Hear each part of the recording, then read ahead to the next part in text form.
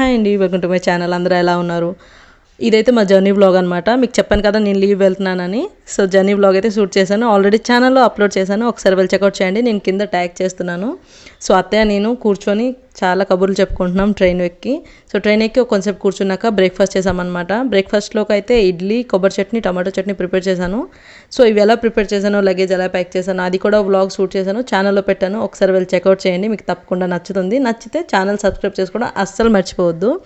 So lunch కూడా తినేసాక tea time అయిందనమాట. కొంచెం టీ తాగేసి టైంపాస్ చేస్తూ మా హస్బెండ్ ఇక్కడ తన ఆర్ట్ వర్క్ అంతా చూపిస్తున్నారు నా కాలిపైన. ట్రైన్లో మరి ఏం పని ఉంటుంది చెప్పండి, పిచ్చెక్కిపోయింది. 30 hours జర్నీ చేసామన్నమాట.